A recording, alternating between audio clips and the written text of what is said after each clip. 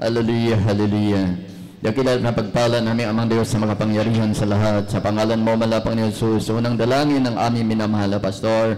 Malapang ni Jesus, hallelujah. Maraming salamat sa iyo, malapang Panginoon. Sa unang yugto, imalagawain, malapang Panginoon mula sa MC hanggang sa salita ng Diyos. Aming talakayan sa mga oras nito, malapang Panginoon. Basbasan po, malapang Panginoon. Buksan po lahat ng paginig at pangunawa ng aming mga kapatid para sa iyong banal na salita sa araw nito. Hallelujah. Malapang Panginoon, lakitan mo ng pag-ibig at kapangyarihan o Diyos ang iyong banal na salita sa araw nito. At sa lahat ng uri at gawa ng kaaway, sama-sama namin sinasaway sa mga pangyarihang pangalan ni Jesus. Hallelujah kaso.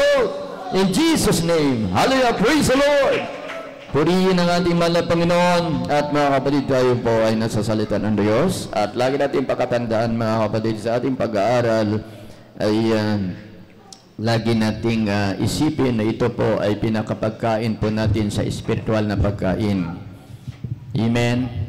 Kung tayo po ay kumakain sa physical, kinakailangan kumain din tayo sa espiritual na pagkain. Na kung saan mga kapatid, ito po yung salita ng Diyos ang ating pinakapagkain sa espiritual na pagkain. Amen. Purihin ang ating pinakamamahal na Panginoon. At napakapalad po natin sapagkat nasumpungan po natin ang tunay na gawain ng ating pinakamamahal na Panginoon na punong-puno ng pagpapala, himala at kababalaghan ng ating pinakamamahal na Panginoon. Kaya nga tayo laging malakas, laging matapang, laging matatag sapagkat napatunayan po natin mga kapatid ko, ang Diyos sa banal na ministeryo pong ito ay Diyos na makapangyarihan sa lahat. Amen. Purihin ang ating pinakamamahal na Panginoon, power. Sabi rito ng Gawa 1:8, datapot at tanggapin ninyo ang kapangyarihan pagdating sa inyo ng Espiritu Santo. At yan po mga magmula na tapoy na pabilang sa banal na ministeryo pong ito mga kabalik ko, napatunayan po natin na natanggap po natin ang kapangyarihan mula sa Diyos na buhay. Amen. Katulad nating mga patutuo kanina mga kabalik ko, lumalakip ang mga tanda at kababalaghan na gawa ng Diyos sa ating mga buhay. Amen. Saan po masumpungan yon? Dito lamang sa banal na ministeryo pong ito. Napakaraming gawain mga kapatid ko. Subalit dito sa banal na ministeryo pong ito, grabe ang gawa ng ating pinakamamahal na Panginoon. Amen. Yung mga cancer gumagaling, yung mga kitungin, lahat, yung mga dying na wala na pag-asang mabuhay sa ospital, sa doktor, dito pinagagaling ng ating pinakamamahal na Panginoon. Amen. Kaya wala nang dahilan para tayo manghina o manglupaypay. Sapagkat yung ating napansin po rito, yung ating nakita dito sa banal na ministeryo pong ito, ay hindi natin masusumpungan sa ibang gawain. Amen. Dito lamang yan. Bakit? Dahil sa mga matuwid na tao ng Diyos na nanguna sa atin. Amen. Na siyang nagturo sa atin upang gawin po natin ng tao sa puso ang kalooban ng ating pinakamamahal na Panginoon. Amen. Pero sabi, huwag yung matuwa. Huwag tayo daw matuwa kung ang mga masamang espiritu nagsusuko sa atin. Kundi bagkus matuwa po tayo na yung ating mga pangalan ay nakasulat na doon sa langit sa buhay na walang hanggan. Amen. Buksan po natin ang Lucas. Panginoon kay Lucas, Kapitulo 10, versikulo 19 hanggang 20. Narito, binigyan ko kayo ng kapamalaan na inyong yurakan ang mga ahas at ang mga alaktan, at sa ibabaw ng lahat ng kapangyarihan ng kaaway, at sa anumang paraay hindi kayo maano.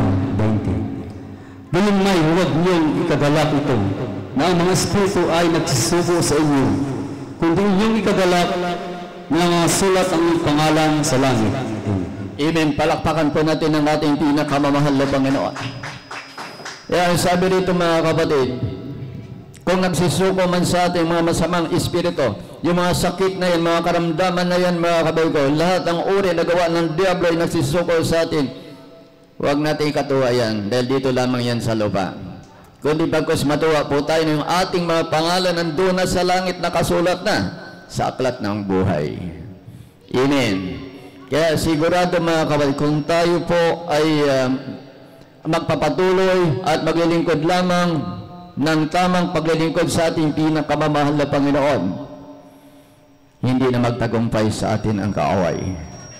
Hindi na magtagumpay sa atin ang pintuan ng Hades, sapagkat binigay na sa atin ang kapangyarihan na ito ng ating pinakamamahal na Panginoon. Kahit baguhang Kristyano, mga kapatid, dito lumalakip ang mga tanda at mga kababalaghan. Amen. At yun napatunayan na ng napakaraming mga Kristyano. Napakaraming mga kapatiran katulad sa ating mga patotoo kanina. Iba't ibang klase yung mga patotoo ang ating napakinggan. At yan po ay buhay na mga patotoo. Amen. Buhay na patotoo na kung saan magsilbing kalakasan sa ating paglilingkod sa ating pinakamamahal na Panginoon. Upang ipagsabi po natin na ang Diyos sa banal na ministeryo pong ito ay tunay na Diyos at makapangyarihan sa lahat. Yung ating patotoo kanina, yung karamdaman ng diabetic, malala na, wala na pag-asang gumaling sa doktor o sa albularyo. Amen. Hanggang sumating yung panahon, pinuto na lamang yung paa. Yan po ay hindi naglilingkod sa Diyos, sa libutan. So, balt yung ating mahal na kapatid, na siya po ay nakakilala sa ating pinakamamahal na Panginoon, hindi na putol ang paa, kundi bagkus gumaling pa ang kanyang karamdamang diabetes. Amen. At ngayon, mga kapatid ko, hindi man karapat-dapat ginagamit ng ating pinakamamahal na Panginoon. So paraan na lamang pala yung mga karamdaman na yan, yung mga sakit na yan, yung mga problema na yan, ay naging daan na lamang yan upang tayo matutong magtiwala sa ating pinakamamahal na Panginoon. Amen. Amen. Tama ang doktor, nakapagpagaling din, so bakit secondary lamang yun? Amen. Palawang parte lamang yun sa buhay ng tao, sa mga taong walang pananampalataya. Pero pag tayo po ay meron pong pananampalataya, mga kabay ko, yung magpapagaling sa atin, yung ating paglilingkod sa Diyos, yung ating pananampalataya. Hindi na kailan ang doktor, hindi na kailan ang albularyo, kundi magitan lamang na paglilingkod sa ating pinakamamahal na Panginoon, gagaling ang karamdaman, libre at walang bayad. Palakpakan po natin na malakas ang ating pinakamamahal na Panginoon. Kaya napakabuti ang Diyos sa banal na ministeryo pong ito, sapagkat binigay na sa atin ang power o kapangyarihan na yurakan po natin ang lahat ng uri na gawa ng Diablo. Lahat ng uri na gawa ng kaaway. Amen. Nasa atin na. Kaya nasa atin na rin kung paano po natin gamitin yon. Amen. Napakinggan po natin kanina, mga kabago, ang salitang Hallelujah, praise the Lord ay makapangyarihan. Sa Manila, yung ating mga kabatiran, alam naman natin yung mga kapatid sa Manila ay grabing tao. Maraming mga masasamang loob, iba't ibang klaseng masamang pag-ugali, may magnanakaw, mandurokot, masasamang maespirito. Pero pag nabanggit po natin yung katagang yan, hindi sila nagtatagumpay. Bakit? Iyan ay salitang makapangyarihan sa lahat, ang salitang Hallelujah, praise the Lord. Yan po ay salita ng Diyos. Amen. Minsan nga, yung ating mga kapatid, nahuhold up na. Amen. Binabalik pa yung mga wallet, mga pera. Minsan, tatakain iba, bakit? Hindi ka kasali. Yung iba, nakuha na lahat yung mga hindi Kristiyano. Nakuha na lahat yung mga gamit.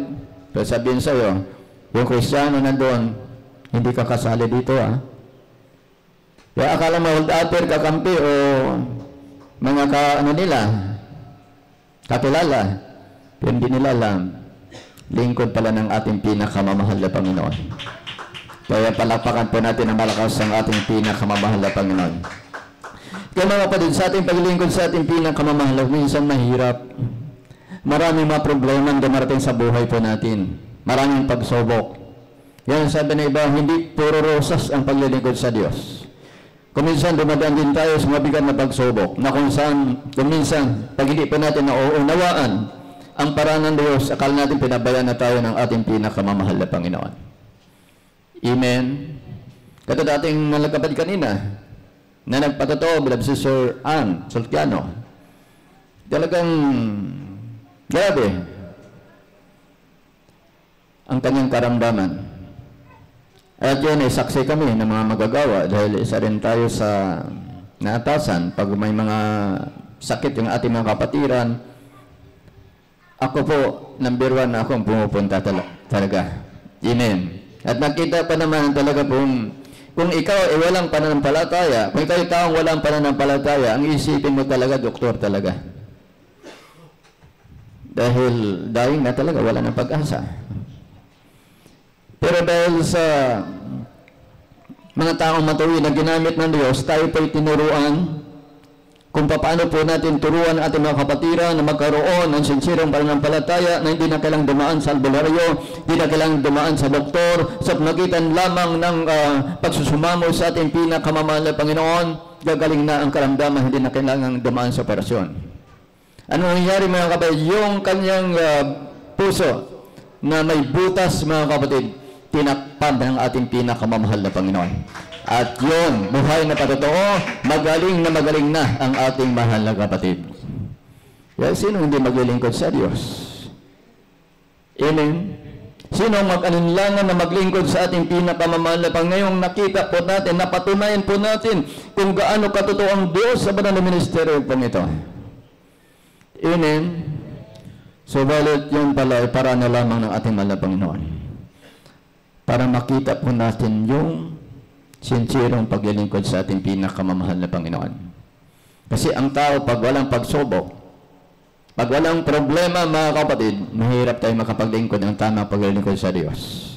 Then number one ngayon, mga kapatid ko, lalo sa hirap ng buhay sa ngayon, number one ngayon pangunahin ng tao, salapi o pera pangailangan sa pamilya. Amen. Pero kung ikaw ay tunay na lingkod ng Diyos, na ikaw ay nagtitiwala sa ating pinakamamahal na Panginoon, secondary lamang yun, yung mga pangailangan natin sa buhay. Pangalawang parte lamang yun sa buhay ng tao. Ang una at higit na dapat unahin ng isang tao, mga kapatid, kung gusto niya makamtan ang kayamanan panlangit, paglingkuran mo siya ng tamang paglilingkod, na hindi ka na kailangang dumaan pa sa mga pag-abroad, o maghanap buhay ka, magnegosyo ka, mga kapatid, lahat ng yan, wala man tayo madadala riyan pagdating ng panahon. Iwanan po natin yan. Isa lang ang ating madadala, yung ating pananampalataya sa ating pinakamamahal na Panginoon. Amen? Kaya minsan, ang iba, pinabayaan sila ng ating dakilang Diyos, kung minsan sinusubok po sila, dumaranas na mabigat na karamdaman. Amen. Yung ating paghihirap na yan, mayroon pong kapalit ang ating mahal na Panginoon. Gusto lamang makita ng Diyos yung ating paglilingkod, yung ating sinserong katapatan. Yun ang gusto makita ng ating pinakamamahal na Panginoon para masuklian yung ating paghihirap. Pag nakita ng Diyos tayo, sinserong susumamo sa ating pinakamamahal na Panginoon, umiyak tayo araw at gabi, mahal na kapatid, para sa ating mga problema, sa ating mga karamdaman, mamin mahal, magugulat ka isang araw, wala na pala yung karamdaman. Magugulat ka isang araw, wala na pala yung problema, wala na pala yung pagsubok sa buhay. Yun pala ay inalis na ng ating pinakamamahal na Panginoon para ikaw ay matuto na maglingkod ng tamang paglilingkod sa ating mahal na Panginoon. Amen. Kaya sabi ng Biblia, sabi rito, sa 1:31, buksan po natin. Dito muna tayo sa unang Pedro 1:7 hanggang 8. Dito sa unang usulat ni Apostol Pedro, Kapitulo 1, versikulo 7 hanggang 8. Upang pagsubok sa inyong pananampalataya na lalong mahalaga kaysa ginto na sisira, bagamat ito'y sinusubog sa magitan ng apoy, ay masumpungan sa ikapupuri at ikaluluwalhati at ikararangal sa pagpapakahayag ni Jesucristo. 8. Na hindi ninyo nakita ay inyong iniibig, na bagamat ngayon ay hindi ninyo siya nakikita, dahil may inyong sinasampalatayanan na kayo'y nangagagalak na totoo na may galak na di masayod at puspos ng kalwalatian. Palakpakan po natin na malakas ang ating pinakamamahal na Panginoon. Ang pinag-usapan natin kanina ay nasa pagsubok po tayo.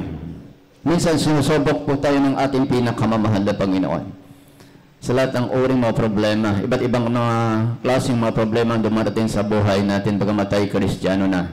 Pero katulad nga ng ibang mga kapatiran natin na nagpatotoo, na ang paglilingkod sa Diyos hindi pala para puro rosas. Kung minsan dumarasin tayo ng problema, katulad ng ating ibang mga kapatiran na sa ngayon humaharap sila ng problema. Pero ang sabi dito ng Biblia, upang ang pagsubok sa inyong pananampalataya na lalong mahalaga kaysa ginto na nasisira, na bagamat ito'y sinusubog sa magitan ng apoy, ay masusumpungan sa ikapupuri at kaluluhati at ikakarangal sa pagpapakahayag ni Jesucristo. Amen. Kasi magitan pala ng ito ng pagsubok sa atin ng ating pinakamamahal na Panginoon, dito sa atin mansumpungan ng ating pinakamamahal na Panginoon, yung paano po natin maihayag ang Diyos o ang kapangyarihan ng ating pinakamamahal na Panginoon. Katulad sa ating mga kapatid, kung siya po hindi dumanas ng karamdaman, sakit sa puso, mga minamahal, marahil wala siya rito ngayon. Marahil nasa ibang bansa pa siya nagtatrabaho. Pero dahil sa sakit na yan, dahil sa problema, siya po ay napilitang umuwi, minamahal, para hanapin ang kagalingan ng kanyang karamdaman. Amen. So kung sa tao, mga kapatid, talagang gagastos ka na malaking halaga, baka kulang pang 100,000 para gumaling ang karamdaman. Pero ang Diyos ay sadyang mahabagin. Amen. Sadyang mahabagin, bakit? Naging daan na lamang pala yun para mapaglingkuran po natin siya ng tamang paglilingkod. Amen. So, kung sa kayamanan, mas mayaman ang ating dakilang Diyos sa lahat ng bagay. Nasa Kanya lahat. Material na bagay, pagpapala, higit sa lahat yung pagpapalang panlangit, ang buhay na walang hanggan. Palapakan po natin na malakas ang ating pinakamamahal na Panginoon. Sabi dito, nalalaman natin hindi pinapakinggan ng Diyos ang mga makasalanan. Pero pag ginagawa po natin ang kalooban ng Diyos, siya ay pinapakinggan ng ating pinakamamahal na Panginoon. Amen. Kasi tayo nung araw, mga kapatid, nung tayo po ay hindi pa tayo nakasumpong ng tunay na gawain ng ating pinakamamahal na Panginoon. Walang katugunan ng ating mga panalangin.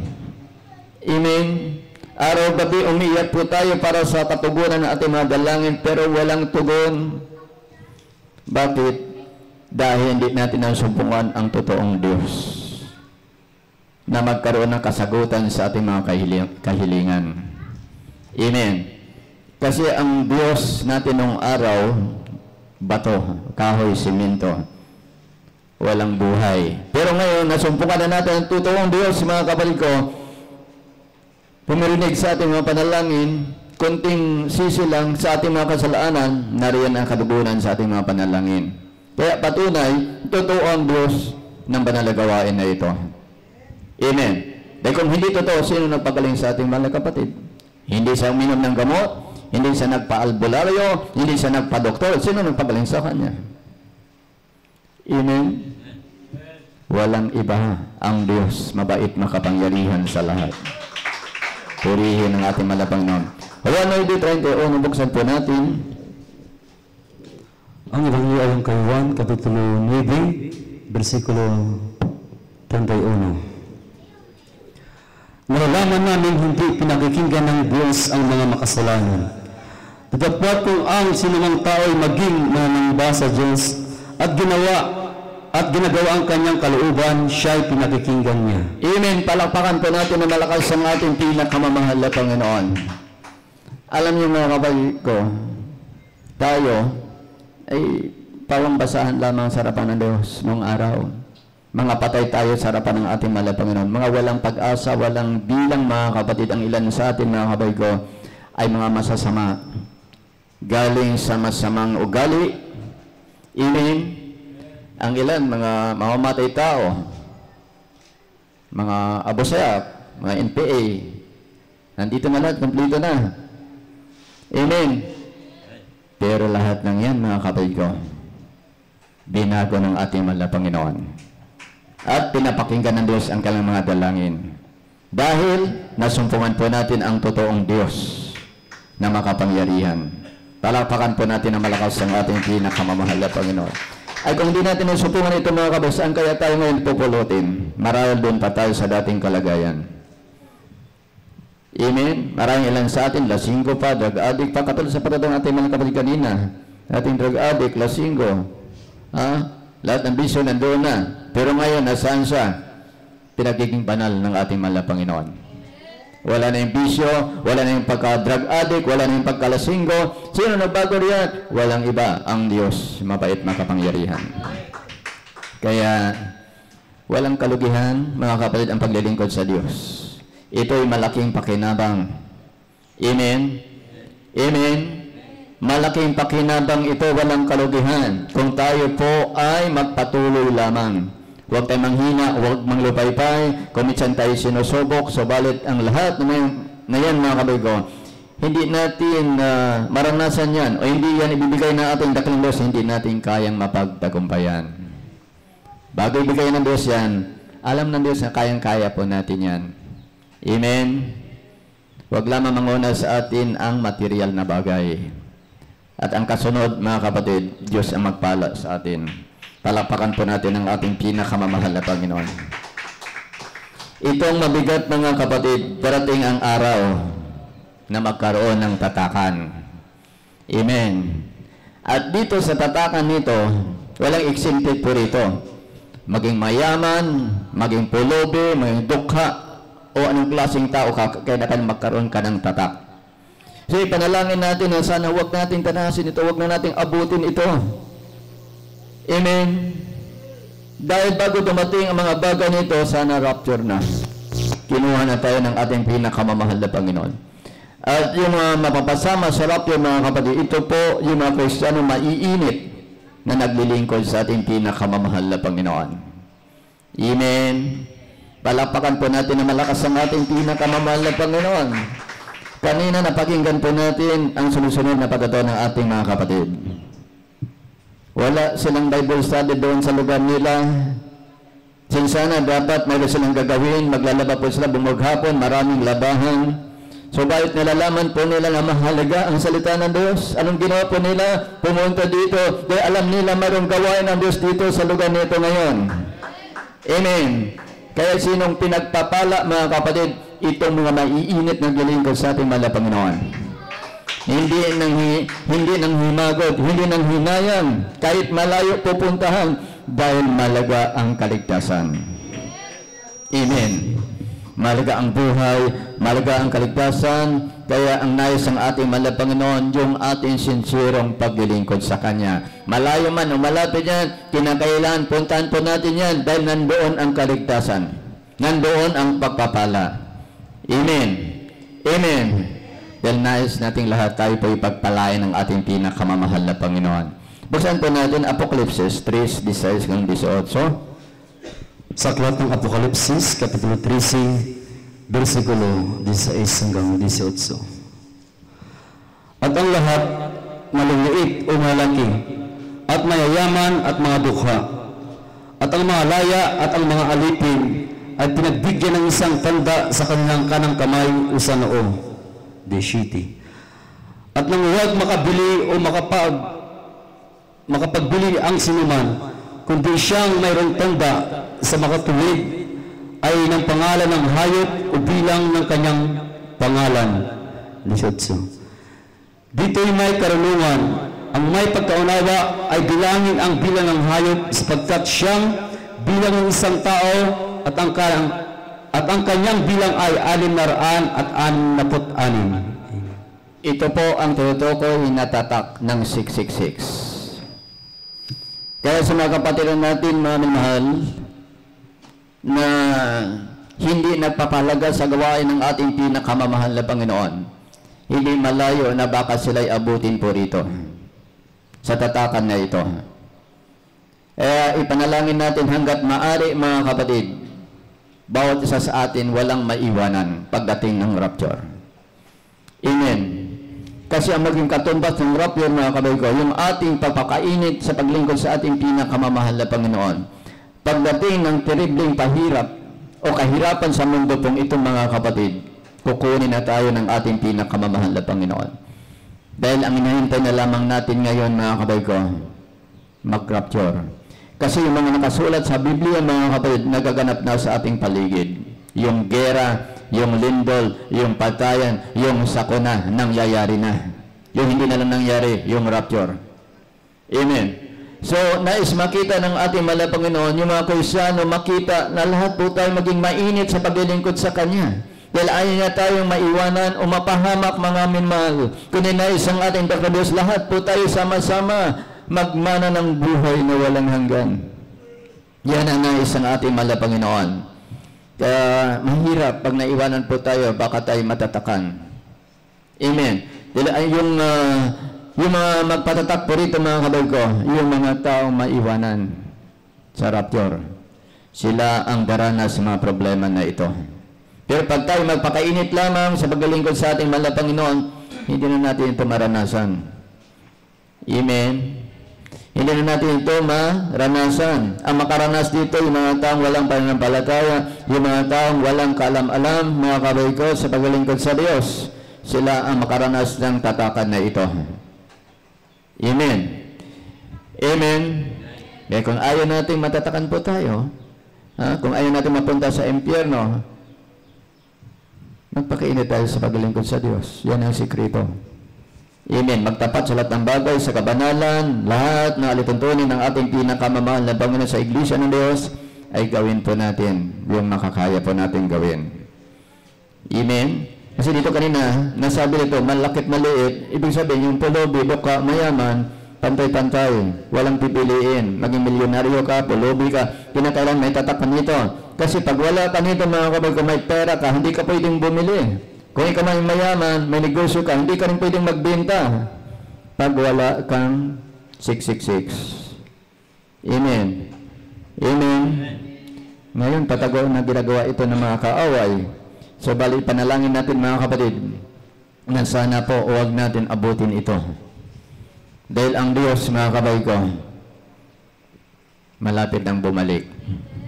Kaya sabi na iba, talagang, yung panahon natin, parang hindi natin mapansin yung oras, napakadali. Kasi nasa Bible po yun.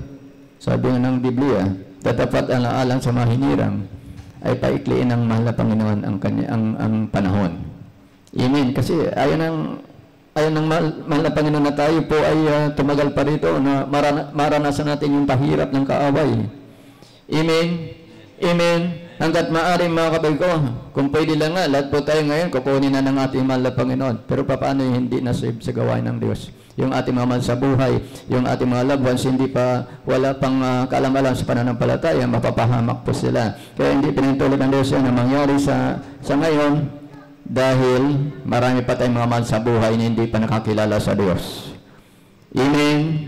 Palapakan muna natin na malakas ang ating pinakamamahal na Panginoon. At pag tayo po ay naglilingkod ng sincero sa ating pinakamamahal na Panginoon, maraming gantimpala ang ating daklang Diyos sa bawat sa atin. Yung hindi natin naranasan dito sa lupang kaligayahan, maranasan po natin pagdating ng araw. Amen. Amen.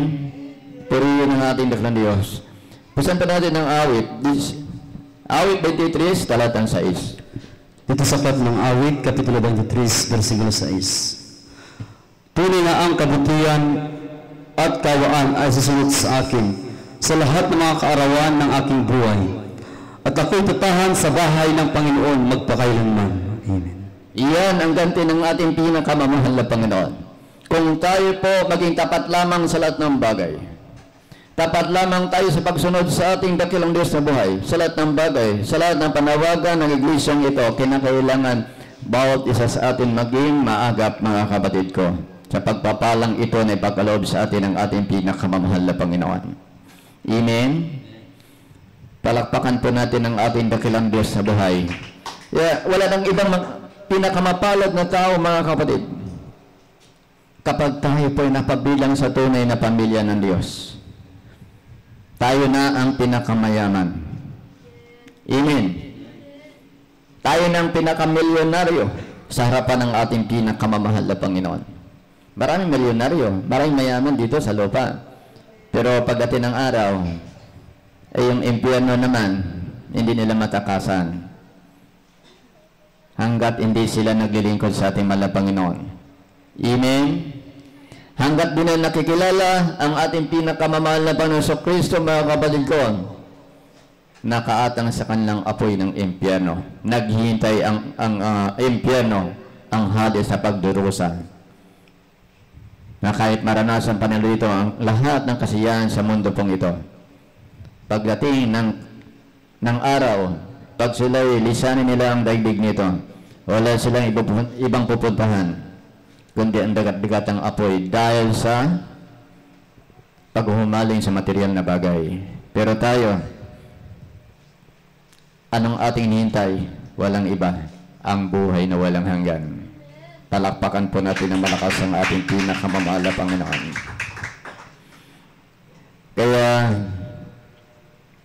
tayo pong lahat, naatasan ng ating pinakamamahal na Panginoon, na tayong lahat maging banal.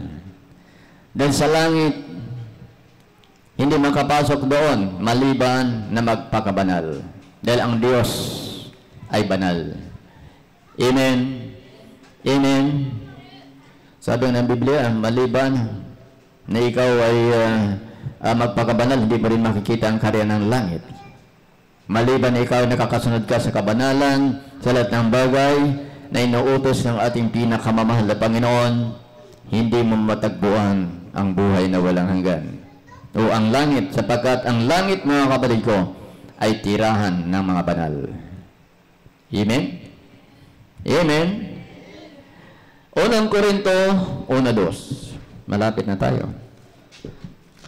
Dito sa unang sulat na Apostol Pablo sa mga unang taga-Korinto, Kapitulo 1, versikulo 2. Sa iglesia ng Diyos na nasa Korinto, sa mga tigbagay sa mga pinapakibanal kay Kristo Jesus, na tinawag na mga banal na kasama ng lahat ng mga nagsitawag sa bawat dako, sa pangalan ng ating Panginoong Kristo, na kanila at ating Panginoon.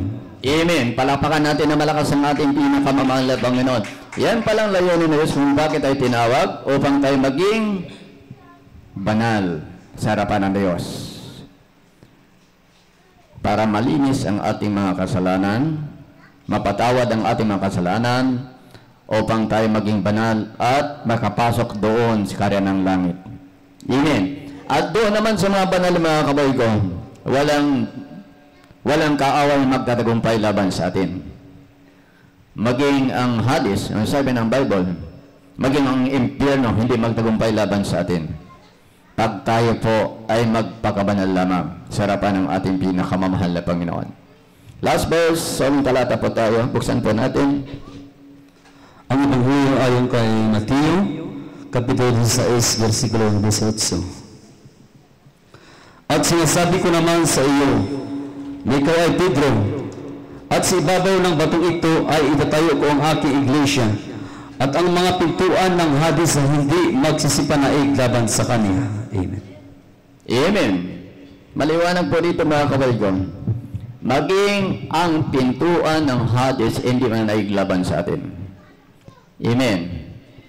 Kaya napakapalad po natin mga kapatid, sapagkat nalaman po natin ang tamang paraan sa ating paglilingkod sa Diyos mga kapatid ko, upang tayo pong lahat makapanangan sa tunay na buhay na pangako ng ating daklang Diyos sa buhay. Maging ang impyerno, pag tayo magpakabanal lamang, hindi magtagumpay laban sa atin. Lahat ng uri na gawa ng kaaway, hindi magtagumpay laban sa atin. Mga sakit, mga karamdaman, lahat ng yan, tungtungan lamang ng ating mga paa. Palapakan po natin ang ating pinakamamahal na Panginoon. At marahil mga kapatid, ito po ay sana maunawaan po natin ang halaga ng ating napag-aralang mga talata nito mula sa Biblia. Purihin ang ating mahal na Panginoon. Awitan po natin ang ating dakilang Diyos.